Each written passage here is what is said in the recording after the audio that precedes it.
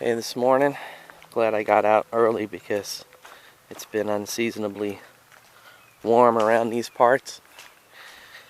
So I figured it's a nice little coolness in the air.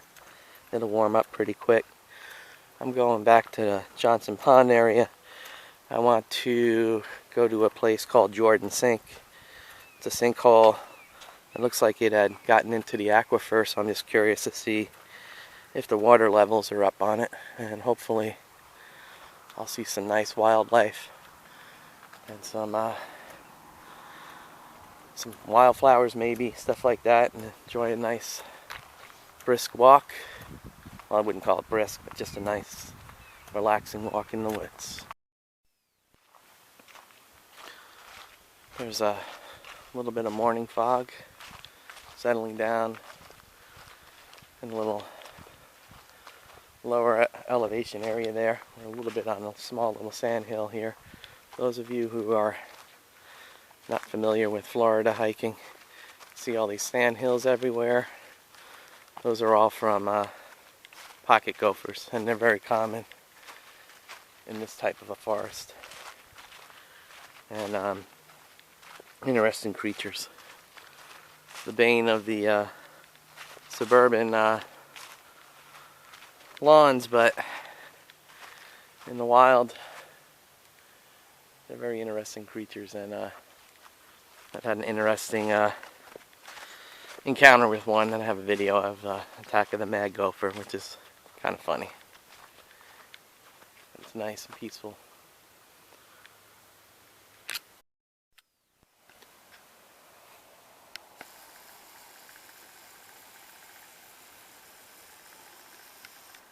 There's the moon, still up here in the daylight. It's kind of neat.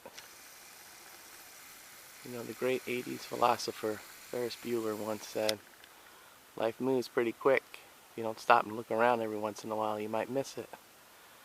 So it's important to just slow down sometimes and enjoy things instead of rushing around. So I'm notorious for always rushing around and being impatient, but it's important to stop and just listen and watch and take it all in. Okay, a little bit of woodsman knowledge here.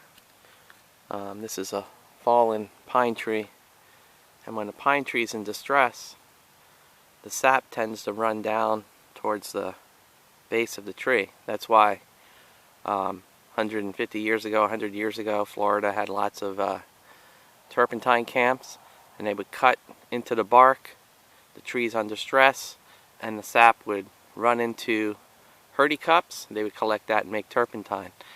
But what's good about this is when this happens, when the tree is under stress, you can notice a big difference. See here, and then inside, this really orangey area here, that's filled with sap. And what's good for campers and hikers is you get some pieces of this, and that'll light up right away. It's really good for those who use the wood stoves out on the trail to collect fat wood, and that'll get your stoves or fires started right away.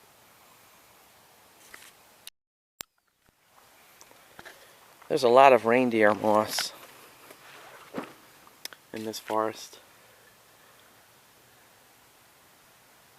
When I was a kid, growing up in the 70s, I remember I had a little train set, and I'd go to the hobby shop and they'd be selling this stuff to add, to make it look decorative on your little train set there, like shrubs and bushes and stuff like that. And it just grows prodigiously here in this type of environment.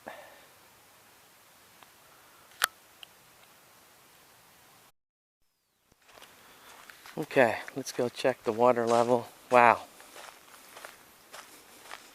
It's gone up quite a bit since the last time I've been here. This is the Jordan sinkhole. Last time I was here, it was just a mere puddle. There's some frogs, those peeping frogs. I hear those all the time. It's come up because the aquifer has come up So I would surmise that definitely the sink is attached to the aquifer, and it ebbs and flows depending on how much water is in the aquifer. The water looks pretty clear too.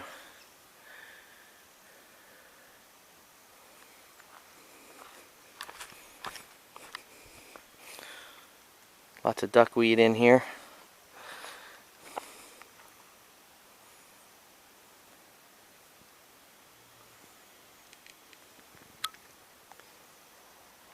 So the sink's doing all right.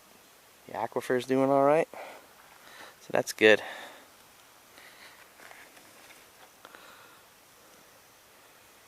A lot of footprints on the edge here.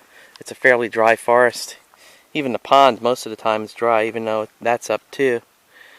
So this is definitely a place for where the animals come down here as a drinking hole. Alright, on to Johnson Pond.